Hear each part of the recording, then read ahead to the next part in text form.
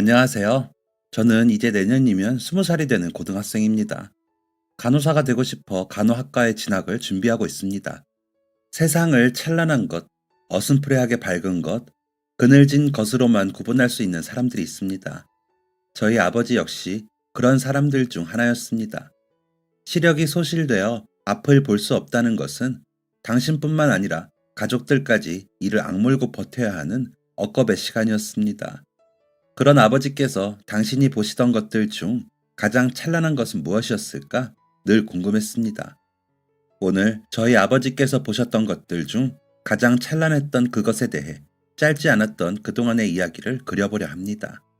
제가 아주 어렸을 때 이야기라 제 머릿속 기억들과 아버지께서 들려주신 이야기를 바탕으로 작성해 볼게요.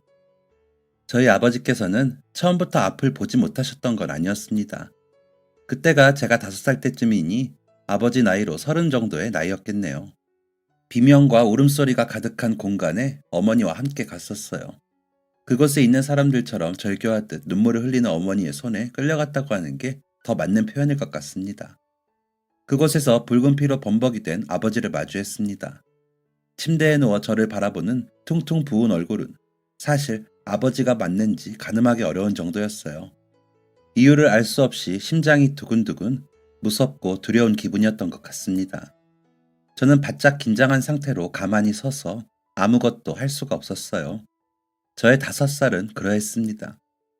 어떤 말이 오고 갔는지 알 수 없었지만 정확히 기억나는 건 아버지가 태어나고 돌아오셨던 날입니다. 아버지께서는 교통사고로 앞이 보이지 않는 상태가 되었습니다. 앞서 말씀드린 응급실에 피떡이 든 채 누워있던 아버지께서는 더 이상 저를 두 눈에 담지 못하셨어요. 아버지가 태어나기 전까지 어머니와 저, 단 둘이 있는 집에서는 늘 찢어지는 절규와 같은 울음소리가 반복되었습니다. 어머니는 방문을 닫고 매일 밤마다 엉엉 우셨어요. 그렇게 자연스럽게 알게 되었던 것 같습니다. 아버지께서 앞이 보이지 않는다는 것과 그것은 매우 슬프고 고통스러운 일이라는 것을요. 매일 그렇게 소리내어 울던 어머니께서는 아버지께서 퇴원을 하시던 날 집을 나가 다시 돌아오지 않으셨습니다. 아빠, 엄마 왜 안 와? 고은아, 이제 엄마 안 와. 엄마가 저 멀리 가서 살고 싶다고 해서 아빠가 보내줬어. 저 멀리? 그게 어딘데? 아주 멀리, 저기 멀리. 잘 보이지 않는 눈 대신 아버지께서는 커다란 손바닥으로 제 머리를 쓰다듬어 달래주셨습니다. 그렇게 제 앞에서 짐짓 덤덤하게 어머니를 보내줬다고 말씀하시던 아버지께서는 아버지가 태어나기 전 방문을 닫고 엉엉 울던 그때의 어머니처럼 새벽 늦게까지 이불을 뒤집어 쓰고 꺼이꺼이 울음을 터뜨리셨어요. 열린 방문 사이로 비집고 나오는 숨 넘어가는 소리에 자꾸 다시 감기려는 눈을 비비며 아버지의 등을 바라보다 으앙하고 저까지 눈물이 터졌습니다. 그리고 이어지는 아버지의 행동에 저는 거짓말처럼 눈물을 뚝 그칠 수밖에 없었어요. 갑자기 등 뒤에서 들려오는 제 울음소리에 놀라셨는지 황급히 자리에서 일어나시다 문에 그대로 부딪혀 넘어지셨거든요. 그때 문의 모서리에 찍혀 상처가 난 아버지의 이마와 발등이 아직까지 기억 속에 선명합니다. 저의 눈물로 아버지를 다치게 했던 첫 번째 날이었어요. 적응되지 않은 시야 속에서 겪어야 하는 고통들. 저는 그 공포를 감히 지금도 알지 못하지만 당황한 몸짓으로 당신 몸에 상처 난 것도 모르고 저를 달래기 위해 방문을 활짝 열어젖히는 아버지의 모습을 보며 반사적으로 학습되었던 것 같아요. 소리내어 울지 말자. 그 후로 아버지께서 이불을 뒤집어 쓰고 눈물을 흘리는 날엔 그런 아버지의 등을 하염없이 바라보며 함께 눈물을 흘렸습니다. 가족은 사랑하니까 함께 사는 거라고 했던 엄마. 그런 엄마가 더 이상 나와 함께 살지 않는다는 것은 곧 사랑하지 않는다는 의미와도 같았습니다. 제가 어머니로부터 버림받은 아이가 되었다는 슬픔보다 아버지도 저처럼 어머니에게 버림받았다는 사실이 더 슬펐습니다. 그때의 감정으로 슬프다기보다는 우리 아빠가 너무 불쌍하다 라는 것에 더 가까웠겠네요. 앞도 볼 수 없고 그래서 아무것도 할 수 없는 아버지는 5살짜리 딸이 옆에 있다 한들 홀로 있는 외톨이처럼 보였으니까요. 저희 집은 그림자가 드리워졌습니다. 저는 아버지에게 기쁜 목소리만 들려드리려 애를 썼어요. 더 큰 목소리로, 더 밝은 목소리로 아버지께 말을 걸고 노래를 불렀습니다. 제가 유치원에서 배워온 춤을 추고 율동하는 것은 아버지께서 보실 수가 없으니 저는 배워온 노래를 부르며 이렇게 말했어요. 아빠, 나 지금 춤추고 있어. 유치원에서 배웠어. 나비춤이야.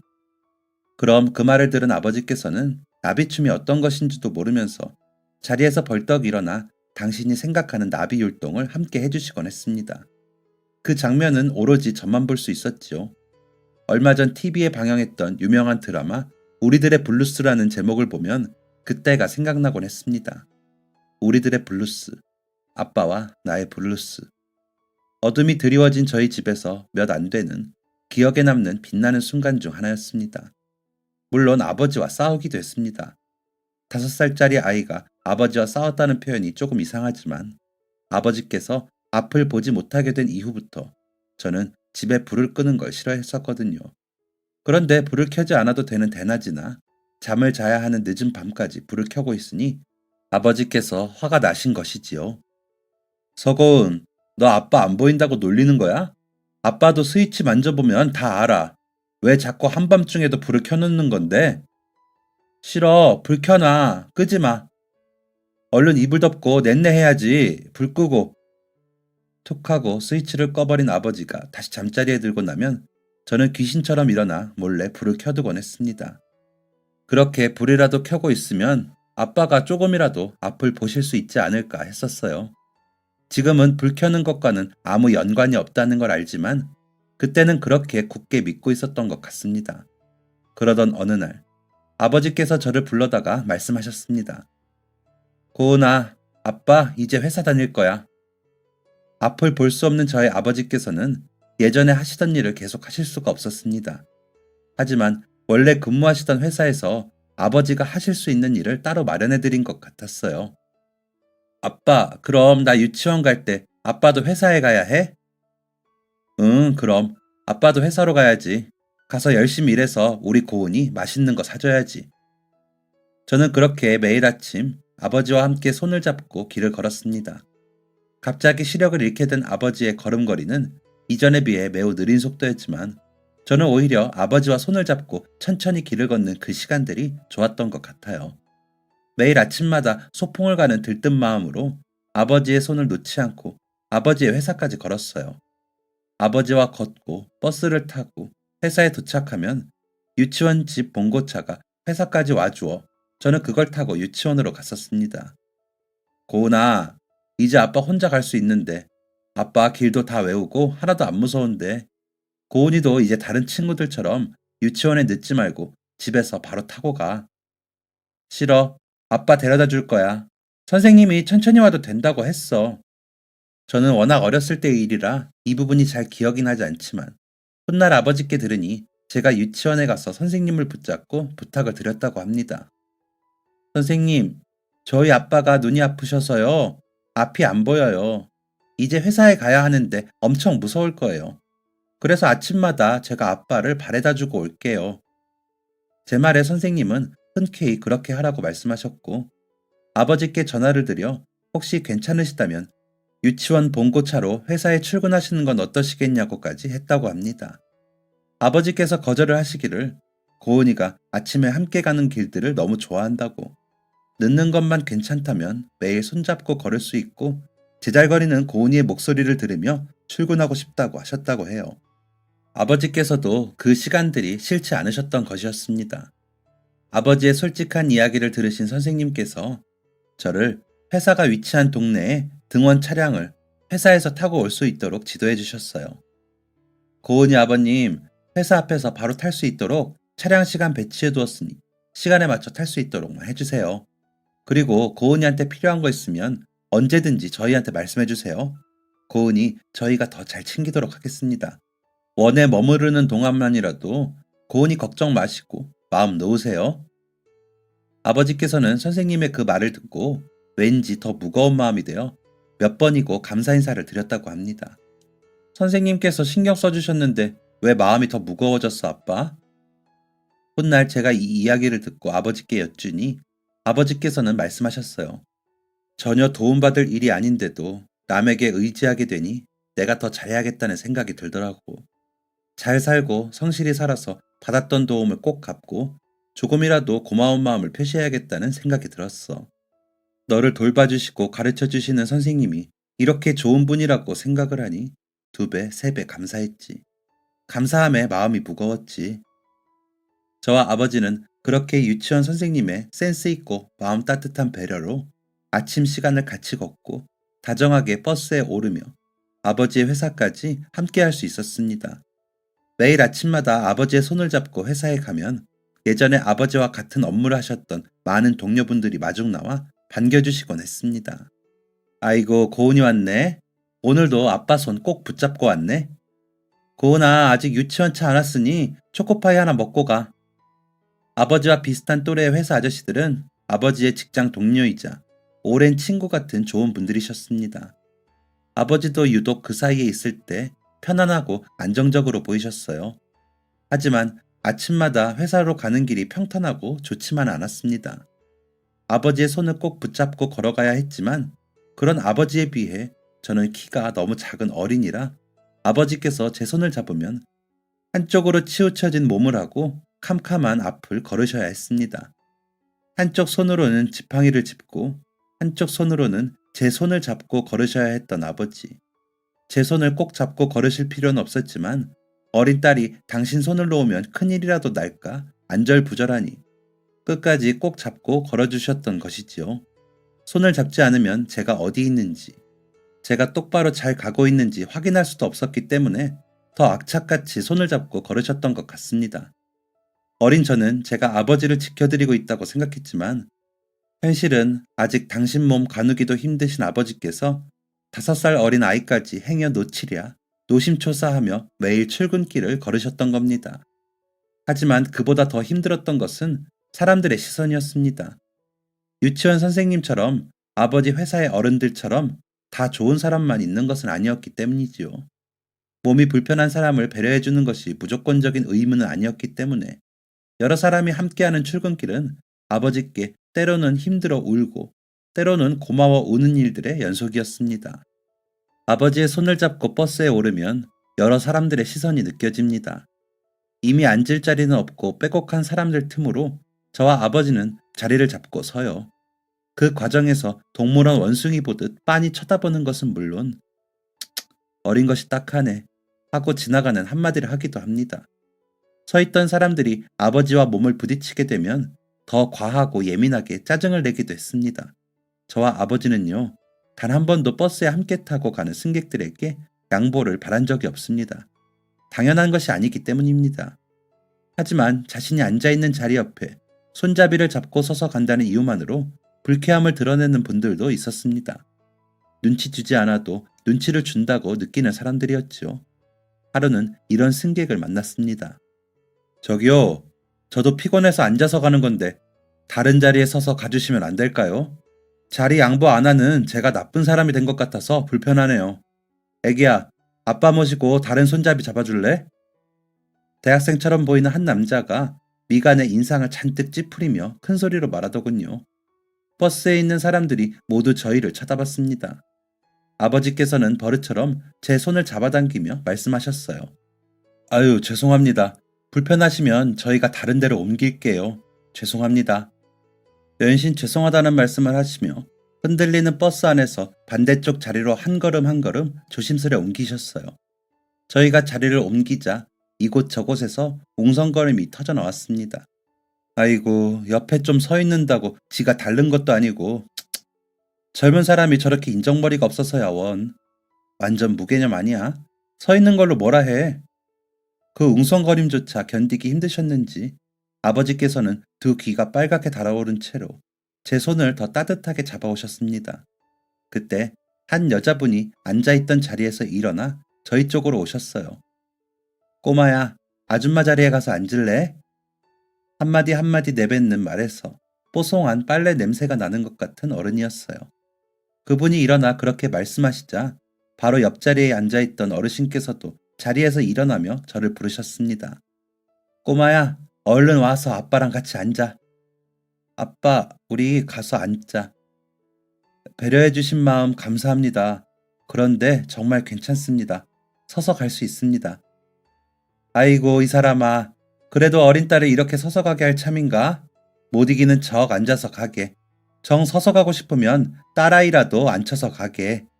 우리가 다 남이지만 그래도 매일 같은 시간에 함께 같은 버스를 타는 사람들 아닌가? 나만 해도 벌써 5년째 같은 시간에 버스를 타고 있는데 오며 가며 자세히 기억하지는 못해도 다 익숙한 얼굴들 아닌가? 서로 배려하면서 사는 거지. 우리가 이러는 게 어디 자네 때문인 줄 아시오? 아빠 손 꼭 잡고 고양이 눈을 하고 서 있는 저 병아리가 기특해서 그러지.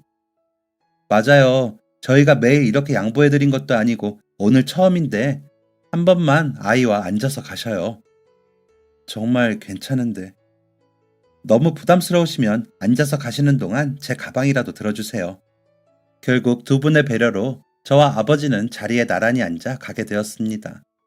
옆에 계시던 어르신께서는 하차를 하시고 빨래 냄새가 나는 아주머니가 저희 옆에 서서 가고 계셨어요. 내 돈 가시는 것 맞죠? 네? 아, 저도 매일 같은 정류장에서 내리거든요. 제가 직업 특성상 사람 얼굴을 잘 기억해서 불쾌하셨다면 죄송합니다. 아닙니다, 아닙니다. 이렇게 자리까지 양보해 주시고 감사하진 못할 망정 불쾌라뇨. 정말 감사합니다. 아버지께서는 연신 그 아주머니께 감사 인사를 하셨어요. 그러다 보니 어느덧 내려야 할 정류장에 도착하였고 저희 세 사람은 같이 하차를 하게 되었습니다. 함께 내린 정류장에서 잠시 침묵이 오고 갔어요. 그러다 제가 먼저 인사를 했습니다. 아줌마, 감사합니다. 이제 안녕히 가세요. 응, 그래. 아빠 손 잘 잡고 조심해서 가, 꼬맹아. 저 꼬맹이 아니고요. 서고은이에요. 하하, 그래, 고은이. 너무 예쁘다, 너. 정말 감사했습니다. 조심해서 들어가세요. 네, 아침에 있었던 불미스러운 일은 잊어버리시고 내일 버스에서 또 뵈어요. 아주머니께서는 만약 사람이 웃는 모양을 손으로 만질 수 있다면 굉장히 포근할 것 같은 미소를 지어 보이며 길을 건너 멀어지셨습니다. 멀어지는 뒷모습을 보니 쩔뚝쩔뚝 한쪽 다리를 절고 있더라고요. 버스에서는 전혀 눈치채지 못했던 모습이었습니다. 아빠, 저 아주머니 다리가 아프셨나 봐. 응? 아주머니가 다리를 절뚝절뚝 이렇게 걸어가고 계셔. 다리가 아프신 분인 것 같아. 아, 우리 고은이가 말 안 해줬으면 아빠는 아무것도 모를 뻔했네. 정말 고마운 분이시다, 그치? 고은이는 오늘 버스에서 기분이 어땠어? 나? 나 엄청 기뻤지. 예쁜 아줌마가 우리 앉아서 갈 수 있게 해주시고 내리고 나서 나 예쁘다고 해주셨잖아. 응, 우리 고은이 그랬구나. 앞으로도 누가 자리 양보해주면 감사합니다 인사하고 마음속으로도 감사해야 하는 거야. 알겠지? 버스에 타는 사람은 누구나 다 피곤하고 힘들어서 자리에 앉아서 가고 싶어 해. 그런데도 불구하고 자리를 양보해준다는 건 정말 감사한 일이야. 오늘 받은 만큼 아빠랑 고은이도 다른 분들한테 자리 양보해주고 비켜주고 배려해주고 그렇게 사는 거야.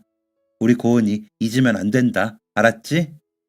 아버지께서는 손을 더듬어 제 어깨에 있는 가방을 대신 들어주시며 말씀하셨습니다. 아버지 회사까지 걸어가는 길 내내 머릿속으로 생각했습니다. 자리 양보, 배려, 그리고 신기하게 빨래 냄새가 났던 아줌마의 얼굴. 다음 날에도 저희는 같은 시간에 같은 버스를 탔어요. 열심히 시선을 맞춰가며 어제 그 대학생 아저씨가 있는지 살폈지만 다행히 없는 것 같았습니다. 맨 뒷줄에서 두 번째 앞줄에 어제처럼 나란히 앉아서 가고 있는 두 분이 보였습니다. 괜스레 반가운 마음이 들었지만 아버지께서는 그 모습이 보일 리 없으니 일부러 큰 소리로 인사를 하진 않았습니다. 하지만 어쩐 일인지 아버지께서 계속해서 뒷자리 쪽으로 걸어 들어가시더군요. 어느 정도 거리가 가까워지자 아주머니께 반갑게 인사를 건네셨습니다. 안녕하세요. 고은이도 안녕. 아줌마 기억나지? 네, 기억나요. 네, 안녕하세요. 어제는 감사했습니다. 하하, 아니, 뭐 만날 때마다 계속 감사하다고 인사해 주실 거예요? 이제 지나간 일인데, 오늘은 저 양보 안 해드릴 거예요. 네, 이제 양해 주셔도 제가 절대 앉지 않을 겁니다. 제가 사양하겠습니다. 아니에요. 그래도 가끔 나눠 앉아요. 그럴 수 없습니다. 고은이가 제 다리 보았나 보군요. 괜찮습니다. 편하게 말씀하셔도. 10년 넘었어요. 그래서 완전 적응했고. 그러니까 그럴 수 없지 않습니다. 아주머니와 대화를 나누는 아버지의 얼굴을 올려다보는데 꽤 활짝 웃고 계셨던 것 같아요. 그래서 저도 덩달아 아주머니를 보며 활짝 웃어 보였어요. 아주머니께서는 그런 제 어깨에 걸린 가방을 들어주셨습니다. 그렇게 또 한 번 같은 정류장에 함께 내리게 된 저희 세 사람. 쭈뼛쭈뼛 인사를 건네려는 아버지께 아주머니께서 뜻밖의 말씀을 하셨습니다. 저 이 동네 복지센터에서 일해요. 복지센터? 그게 뭐지? 잘 모르겠다는 눈으로 아주머니와 아버지를 번갈아 쳐다보았습니다. 우리 예쁜 고은이는 유치원이 외동이네. 근데 매일 아빠 데려다 주는 거야, 고은이가? 네, 맞아요. 아이고, 그 마음씨도 예뻐라. 저 괜찮으시면 이따 여기로 연락 한 번만 주세요. 다른 뜻이 있는 건 아니고 제 몸도 이렇고 제가 하는 일이 있다 보니 혹시 도움 될 만한 것 있으면 같이 공유 드리고 싶어서요. 꼭 연락 주세요. 편안하게. 아주머니는 아버지께 연락처가 적힌 명함을 건넸습니다. 아버지는 쭈뼛쭈뼛 명함을 받아들고 그날 밤 내내 고민하셨다고 해요. 결국 연락을 하지 못하고 다음 날이 되었고 버스에서 만나면 어젠 너무 늦어서 연락을 못 드렸다고 인사를 하려 했지만 버스에 아주머니께서 타고 계시지 않았지요. 왠지 걱정이 몰려드는 아버지께서는 그 마음을 참지 못하고 퇴근을 하시기도 전에 명함에 적힌 번호로 동료에게 부탁해 전화를 걸었다고 합니다. 여보세요? 아, 안녕하세요. 저 버스에서 배웠던 고은이 아빠입니다. 아, 안녕하세요. 제가 오늘 일찍 출근을 하게 되어서 못 뵈었네요. 별일 없으셨죠? 네, 그럼요. 연락드리기로 했는데 어제 못 드려서. 오늘 이렇게 연락 주셨잖아요. 제가 혹시나 도움드릴 만한 게 없을까 찾아봤는데 혹시 강아지 좋아하세요? 강아지요? 네, 생각하시는 그 강아지 맞아요. 아무래도 매일 이렇게 고은이랑 같이 다니시는 게 심적으로 부담이 되실 것 같아서 안내견 입양 받으시면 어떨까 해서 자료를 조금 찾아봤어요. 일단은 매일 다니는 직장도 있으시고 해서 조건은 되실 것 같더라고요. 안내견이랑 같이 지낼 비용만 부담할 수 있으시면 매일 고은이 손잡고 다니시는 것보다 전문적으로 교육받은 안내견과 함께 하시는 것도 좋을 것 같아요. 고민해보시고 제가 문자로 번호 하나 남겨드릴게요. 혹시 필요하시면 그쪽 번호로 연락해서 신청하실 수 있다고 해요. 아, 안내견은 아예 생각조차 못 해보았어요. 이렇게 친절하게 설명까지 해주시고 감사해서 어쩌죠? 저도 내심 아이가 손잡고 언제까지 회사를 다닐 수가 없기도 하고 저 때문에 번거롭게 배려해주신 유치원 선생님께도 죄송하고 그랬는데 안내견 입양만 된다면 고은이도 제 걱정 없이 정상적으로 등원할 수 있을 것 같네요. 녀석이 워낙 제 걱정이 많아서. 그쵸? 고은이 오래 본 건 아니지만 예쁜 마음씨가 참 반짝이는 아이예요. 그런 딸이 있다는 게 정말 샘나고 부러울 정도로. 하하. 고맙습니다. 그리고 이렇게 좋은 정보도 알려주셔서 너무 감사하고요. 받기만 해서 이걸 정말 어떡하죠? 그렇게 고마우시면 밥 한번 사주세요. 밥이요? 네, 맛있는 걸로. 물론 예쁜 고은이도 함께요.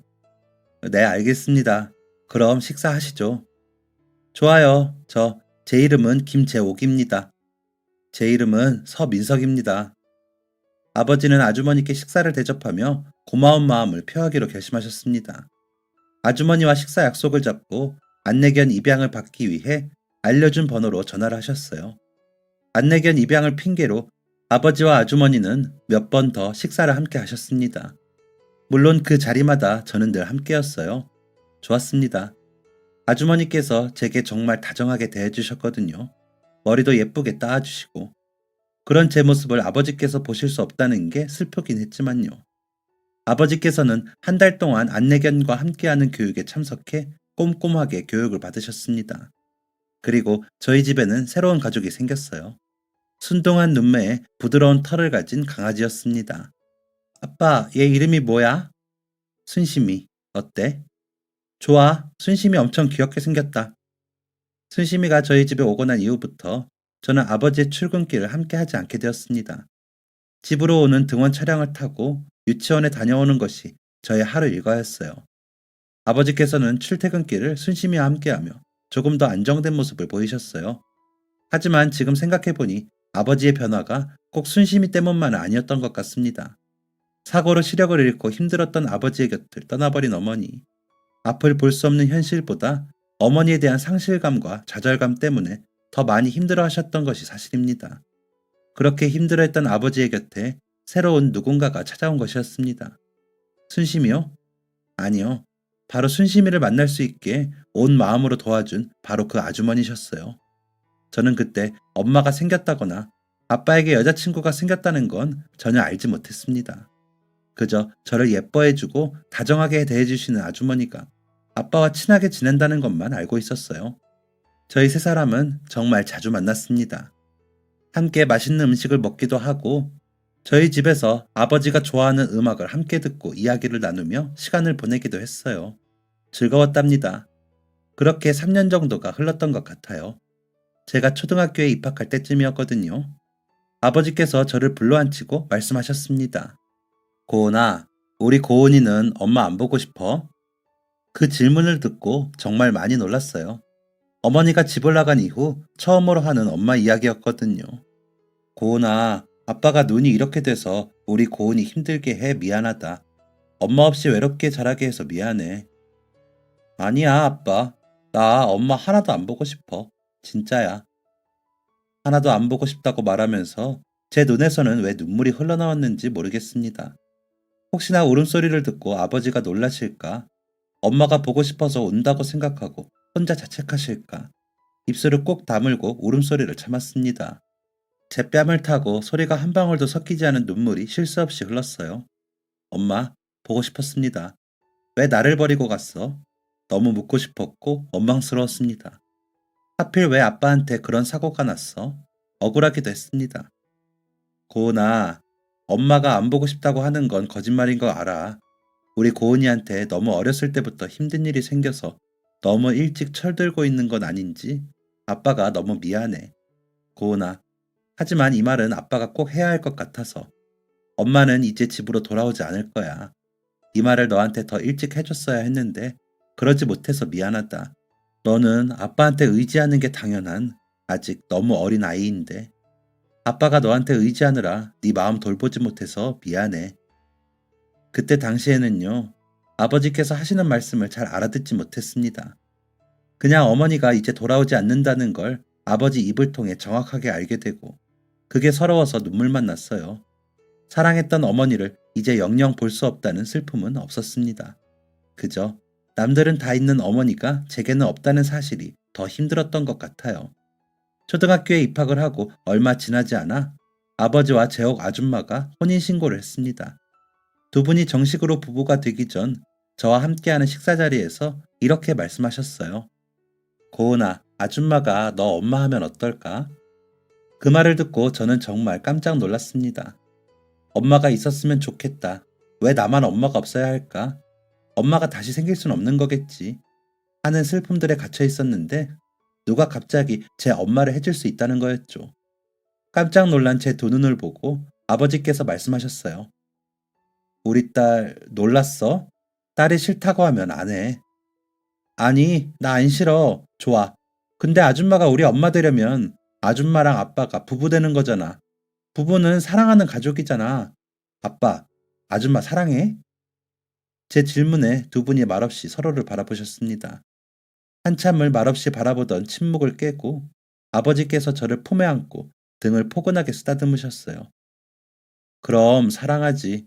고은이가 순심히 사랑하는 만큼, 아빠가 고은이 사랑하는 만큼, 하늘만큼 땅만큼 사랑하지.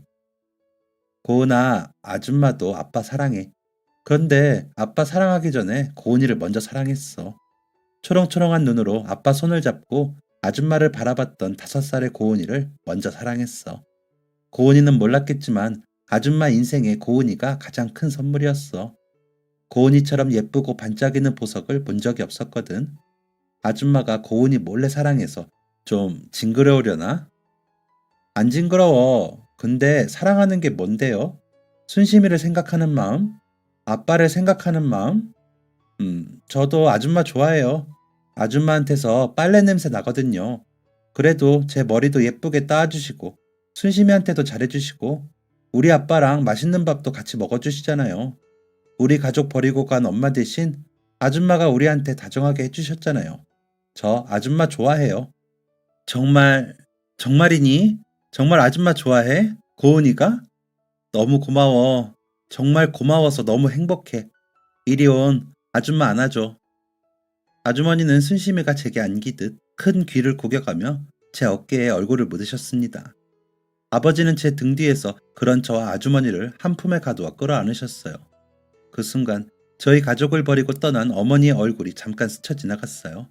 하나도 슬프지 않았어요. 그렇게 저희 세 사람은 가족이 되었습니다. 순심이까지 있으니 총 4명이네요. 가족이 된다고 해서 전보다 크게 달라지는 것은 없었어요. 지금에야 드는 생각이지만 크게 달라지는 게 없었던 건 어린 저를 위해 너무 갑작스러운 변화를 주지 않으려는 새어머니와 아버지의 따뜻한 배려였던 것 같습니다. 저는 행복했습니다. 아버지 몰래 울음소리를 삼키며 소리 없는 눈물을 흘리는 일도 없었습니다. 그렇게 행복 속에서 저희 4가족은 따뜻한 사랑을 키워나갔어요. 시간은 흘러 어느덧 제가 고등학교에 입학하게 되었어요. 그리고 17살 제 생일날이었습니다. 도란도란 마주 앉아 케이크를 불고 어머니께서 정성스레 차려주신 맛있는 밥을 먹고 있었어요. 고은아, 엄마하고 아빠하고 장기 기증을 등록하려고 해. 장기 기증? 갑자기 그게 무슨 말이야? 장기 기증이라는 4글자만 듣고 저는 깜짝 놀라버렸습니다. 멀쩡히 잘 살아있는데 장기를 기증하다니요? 놀라서 눈물부터 고이려는 저를 어머니께서 급하게 달래셨어요. 아니야, 아니야, 여보. 그렇게 앞뒤 다 잘라먹고 이야기하면 어떻게 해? 지금 장기를 기증하겠다는 게 아니라 나중에 세월이 흘러서 엄마 아빠가 숨을 거두게 되면 그때 필요로 하는 사람들에게 장기를 기증하겠다는 거야. 아, 우리도 지금 아빠 각막 이식해 주실 분 간절하게 기다리고 있지? 기다리고 있지. 응, 세상엔 우리처럼 간절히 이식을 기다리고 있는 사람들이 많아. 그래서 우리가 기다리는 만큼 나중에 우리도 누군가에게 도움이 될 수만 있다면 하는 생각에 아빠랑 같이 결정하게 됐어. 엄마랑 아빠는 사람들에게 희망이 되어주고 싶어, 고은아. 어머니 아버지께서는 그렇게 사후 장기 기증을 등록하셨습니다. 사회복지사인 어머니께서는 업무적으로 사람들을 돕고 베푸는 것뿐만 아니라 일상 속에서도 남들을 돕는 것에 진심인 분이셨어요. 그런 어머니를 만나 아버지께서도 남들을 더 돕고자 하셨고요. 자연스레 두 분의 진심은 제게도 영향을 끼쳤습니다. 어떤 방식으로 사람들을 더 많이 도우며 살 수 있을까?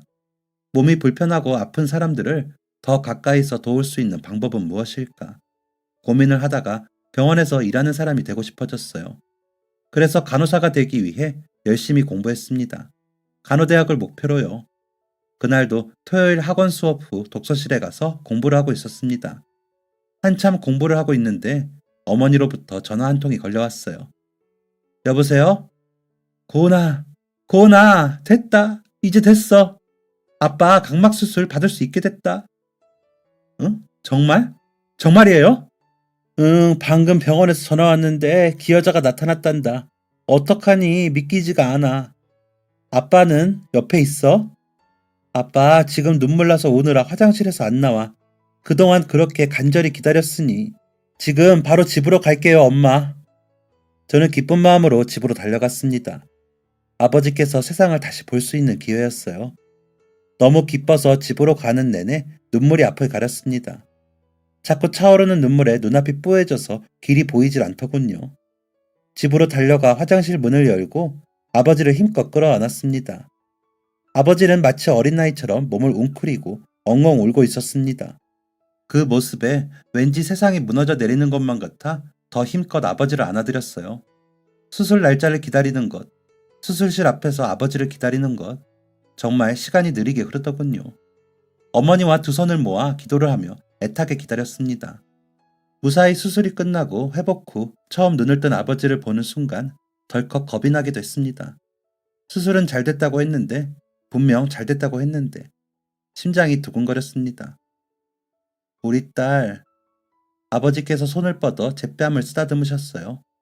눈동자가 움직이는 모습이 조금 어색하긴 했지만 분명히 저를 바라보고 계셨습니다. 여보, 어머니께서는 저보다 더 많이 긴장하셨을지도 모르겠어요. 아버지께서는 어머니 얼굴을 보며 한참을 아무것도 하지 못하시고 멍하니 눈물만 흘리셨습니다. 여보? 이렇게 아름다운 여자가 내 아내였어? 나 보여요? 정말 나 보여요? 이렇게나 아름다운 천사가 내 아내라니. 여보, 놀리지 마요. 정말 이제 다시 볼 수 있는 거야? 너무 예쁘다, 당신. 그리고 너무 예쁘게 컸구나, 우리 딸. 이렇게 예쁘게 컸어. 그렇게 작고 찹쌀떡 같던 애가 이렇게 예쁘게 컸어. 아빠, 아빠. 아버지께 아무 말도 할 수가 없었습니다. 아빠라는 두 글자만 반복해서 부르며 서로를 부둥켜 안았습니다. 이제 정말 다시 앞을 보실 수 있게 된 것이지요. 너무 오랜 시간 동안 기여자가 나타나지 않아 아버지께서 말씀은 안 하셔도 정말 지쳐 보이셨는데 이렇게 수술을 받고 다시 회복할 수 있다는 사실이 믿기지 않더군요. 아버지에게 새 인생을 선물해 주시는 기여자분께 정말 너무 감사했습니다. 솔직히 다시는 아버지께서 눈을 뜨지 못하실 거라고 생각했었는데 그런 부정적인 마음을 가졌던 제가 너무 한심할 정도로 기뻤습니다. 저희 가족은 아버지의 회복 이후 이루 말로 표현할 수 없는 기쁨과 행복 속에서 살고 있습니다. 저는 다음 달 수능을 앞두고 있고요. 공부가 잘 돼서 목표로 하는 대학에 갈 수 있을 것 같습니다. 어머니와 아버지는 아직 합격하지도 않았는데 벌써 합격한 것 마냥 축하해주고 계십니다. 지금 들려드릴 대화는 얼마 전 어머니 아버지와 함께 차를 타고 학교를 가면서 나눴던 대화 중 일부인데요. 이 대화가 가슴에 쏙 박혀서 잊혀지지가 않아 여러분들께도 들려드리고 싶어요. 아빠, 그때 가장 슬픈 게 뭐였어? 우리 딸 얼굴 못 보는 거. 그때 우리 딸은 하루가 멀다 하고 쑥쑥 크고 있었는데 커가는 우리 딸의 모습을 볼 수가 없는 거. 그게 제일 힘들었지. 정말 쑥쑥 크긴 했어. 그치? 이렇게까지 키가 커질 줄은 몰랐는데. 그래도 엄마 아빠 눈엔 우리 딸 고은이가 제일 예뻐. 히히, 그럼 아빠, 그때 좋았던 적은 있어? 행복했던 적? 당연히 있지. 아빠는 슬펐던 것보다 행복하고 좋았던 게 더 많아. 셀 수 없이 많아서 다 말하기 어려울 정도야. 우선 우리 딸이 아빠 손잡고 회사까지 바래다 주고 길에서 넘어지지 말라고 올바른 길로 데려다 줬지. 아빠가 정말 행복했어, 그때. 아빠도 무서웠거든. 근데 이상하게 고은이 너 손만 잡으면 두려움이 싹 사라지면서 자신감이 생기는 거야. 네 손만 잡으면 나는 무적이었어. 그러다가 너네 엄마도 만나고 또 행복했지. 내 인생에 내가 아는 천사는 오직 내 딸 서고은 하나인 줄 알았는데 하나가 더 있네. 하하, 정말 행복했어. 눈앞에 아무것도 안 보이고 희뿌연 세상인데 그 하얀 눈앞에서 유난히 찬란하고 빛나는 게 고은이 너랑 네 엄마였다. 온통 하얀 시야에서 찬란하고 빛나던 사랑이었지. 고은이하고 재옥이 두 천사. 아, 우리 순심이까지 세 천사네. 아빠, 완전 시인 아니야? 유난히 찬란하고 빛나던 사랑. 나 이거 일기장에 쓸래. 하하, 그런데 진짜였어. 진짜 빛나고 찬란했어. 다시 태어나도 그런 사랑은 없을 거야. 보이지 않는 사랑. 아무것도 보이지 않는 세상에서 아버지께서는 사랑을 주고 사랑을 찾아내셨습니다. 사랑으로 충만하셨던 아버지였기에 저희도 더 사랑할 수 있었던 것이겠지요. 그 무한한 사랑은 결국 기적을 만들어내고 사랑하는 이의 세상을 더 빛나게 만들어 주었습니다. 아직도 아버지께서 시력을 되찾으신 이 기적 같은 이야기가 믿기지 않습니다. 가끔은 너무 자연스러운 지금 이 거짓말 같은 상황에 그때 일이 오히려 더 가짜처럼 느껴지기도 합니다. 하지만 모든 일은 다 사실이었고 그 모든 힘든 일들을 아버지께서는 잘 버텨내 주셨죠. 당신 몸 하나 견디기 힘들었을 텐데도 어린 딸을 품에 안고 보이지 않는 길거리에서 딸의 손을 꼭 잡고 그 희뿌연 세상 속에서도 꿋꿋하게 자신만의 사랑을 이루어내신 아버지. 누가 봐도 오르막길이고 흙길이라 걸을수록 힘들어질 길이라는 걸 알면서도 따뜻한 손을 내밀어 한 가족의 슬픔을 행복으로 바꾸어준 어머니. 진정한 사랑이란 무엇인지를 알게 하고 보이지 않는 곳에서 사랑을 만들어준 어머니. 두 분이 계시기에 저도 행복한 사람으로 성장할 수 있었습니다. 이 행복이 깨지지 않도록, 이 행복이 영원할 수 있도록 저희 안에서 키운 사랑을 밖으로 베풀며 지금 이 순간에도 힘든 고비를 견뎌내고 있을 사람들을 돕고 사랑하며 살아보려고 합니다. 이야기를 들어주신 여러분들도 고비를 견뎌내면 또 다른 사랑과 행복이 기다리고 있다는 것을 늘 잊지 마세요. 저도 절대 잊지 않고 사랑하며 살겠습니다. 제 사랑이 여러분 모두에게 닿을 수 있을 그날까지 저도 여러분도 모두 파이팅입니다. 내일은 오늘보다 더 행복하기를 바랍니다. 이야기 들어주셔서 감사해요. 감사합니다. 지금까지 사연 들어주셔서 감사합니다. 사연이 재밌으셨다면 구독과 좋아요를 눌러주세요. 감사합니다. 안녕히 계세요.